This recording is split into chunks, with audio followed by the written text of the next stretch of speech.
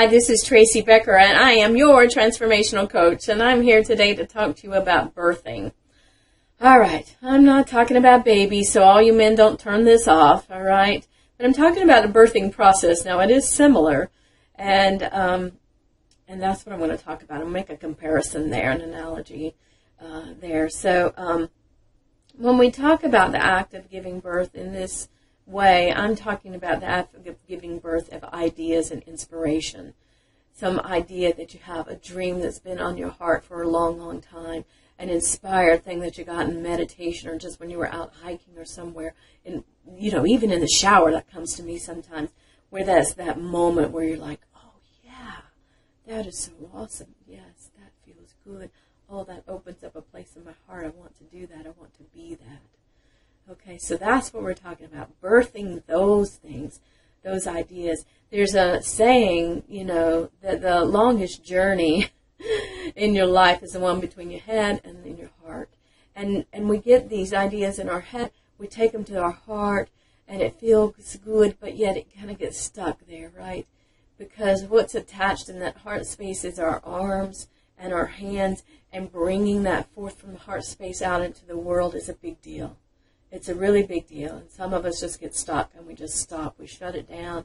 We distract ourselves. We run away from it in some way, shape, or form, so that we're not bringing our inspired ideas forth in this birthing process.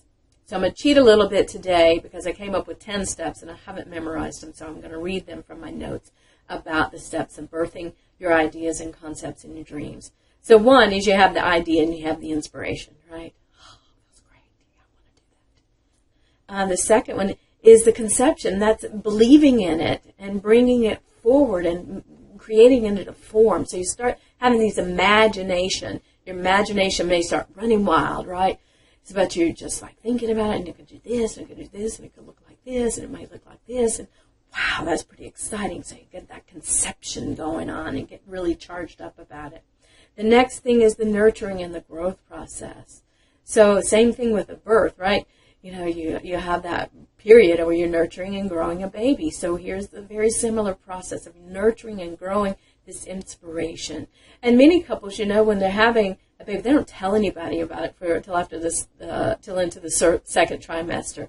And why is that? Well, they say it's because in case anything happens, right? But there's something sacred about that specialness where only just a few of you know, and it creates that more nurturing and loving and lots of, you know, your habits start changing to suit the nurturing process. And that's what we're talking about here. And maybe your focus changes and you're spending more time, intentional time on this inspiration, this dream. So some habits start changing. Your focus starts changing in all of this nurturing process. The next thing is the education, right? There's people that have come before you and paved the path. And why not suck up their knowledge, right? And learn from their errors and mistakes. And find some inspiration in that so you get a clearer picture. As you get that, right, when you get more clarity. And more clarity is always what's needed. Clarity is always, always, always needed. I promise you. Because things can't always be clearer and clearer.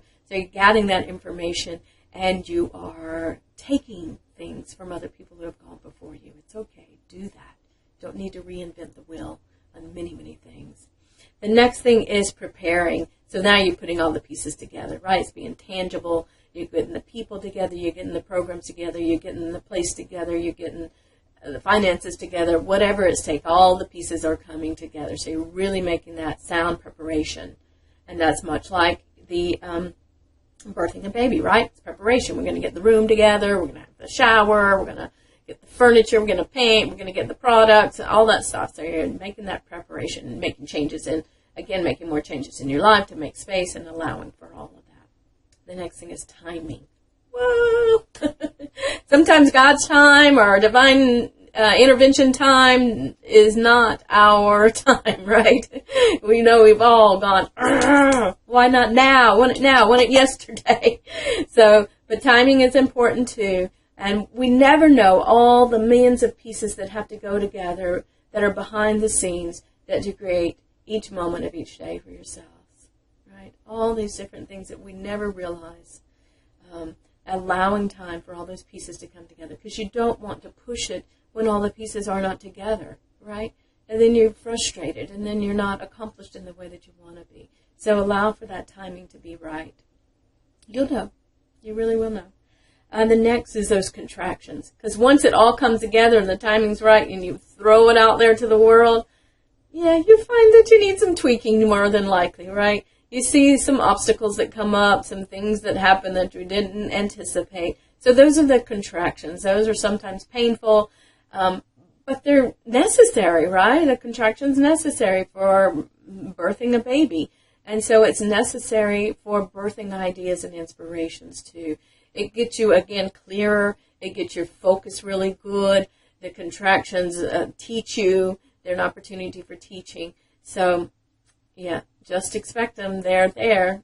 The next is, really celebrating the bringing forth, right?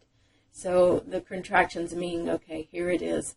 I've created this. I've brought it into form, and this is awesome. So allowing that time, that ecstasy to just say, I did this. I did this. It went from an inspired thought all the way to this, to I manifested it into form. And then the last step is celebrating. If you're like me, once you've accomplished something, you're on to the next thing. I do that, I try my best not to, but I do that. I'm on to the next thing and the next idea, and, I love inspired ideas.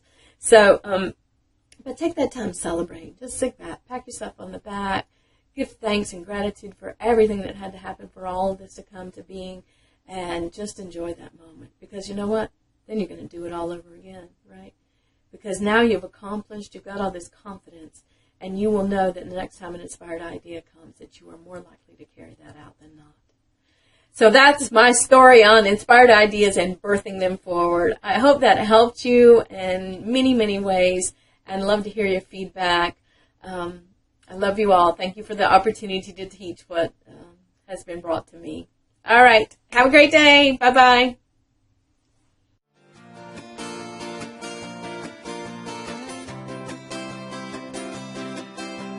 People